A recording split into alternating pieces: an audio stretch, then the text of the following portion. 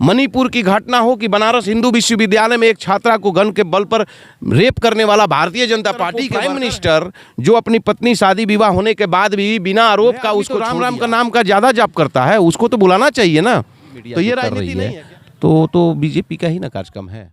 22 तारीख को जो है उद्घाटन होना है राम मंदिर का, इसको आप किस नज़रिए से देखें? देखिए, भगवान राम की मंदिर अभी अपूर्ण है। भगवान श्री राम सिया राम जी का मंदिर का उद्घाटन नहीं, प्राण प्रतिष्ठा पॉलिटिकल है।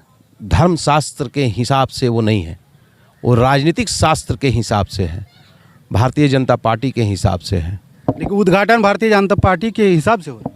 हाँ बिल्कुल, कौन नहीं जानता इस बात को। जब देखिए सारे जगह जो उनके लोग घूम घूम करके जो कार्यक्रम कर रहे हैं और मीडिया जिस ढंग से गोदी मीडिया जो कर रही है तो बीजेपी का ही ना कार्यक्रम है, बीजेपी का ही कार्यक्रम है। अभी हमारे धर्मशास्त्र में शंकराचार्य से बड़ा कौन हो सकता है? हमारे धर्म में, सनातन धर्म के प्राइम मिनिस्टर शंकराचार्य जी होते हैं, आदि काल से होते आ रहे हैं।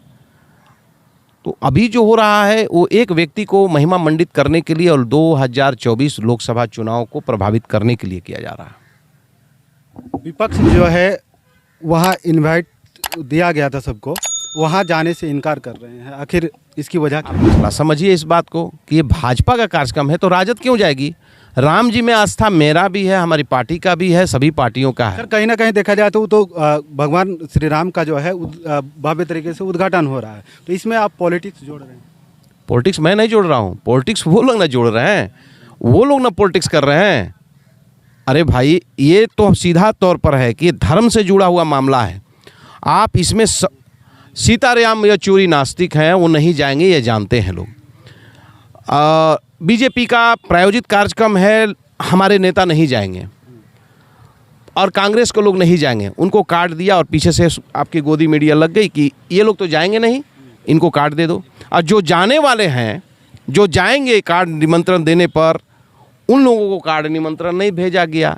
जैसे शिवसेना प्रमुख बाला साहब ठाकरे जी का पुत्र उद्धव ठाकरे जी को, वो उनको नहीं बुलाया गया।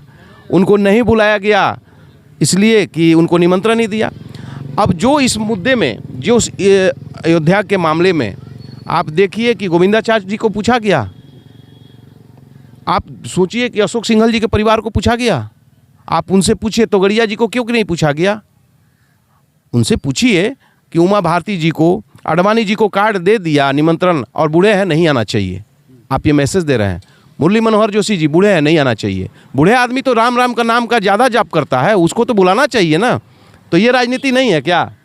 क्या लगता है कि जो राम मंदिर तैयार हो गया, इससे क्या बेरोजगारी खत्म हो जाएगी? देखिए, भगवान श्री राम राजा थे, न्यायप्रिय राजा थे, बेरोजगारी को ख़त्म करने वाला राजा थे। इसीलिए मर्यादा पुरुषोत्तम भगवान श्री राम को ईश्वर के रूप में देखा गया, ईश्वर के दूत के रूप में देखा गया।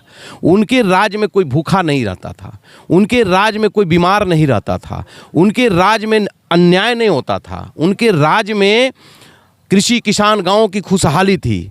इसी रूप में ऐसे एक बेहतर और न्यायप्रिय राजा के रूप में उनको देखा जाता था। क्या लगता है? इसलिए अगर ये सभी चीज़ें देश के अंदर में नहीं है, सब कोई जानता है। इस मुद्दे को दबाने के लिए आज दुर्भाग्य है कि भगवान श्री राम का नाम लेकर, जो राम अपने राज्य के खुशहाली के लिए समर्पित थे, सीता मैया को आने के बाद भी फिर उनको जाना पड़ा वनवास में, न्याय की व्यवस्था को कायम रखने के लिए अपनी अर्धांगिनी को फिर से छोड़ना पड़ा।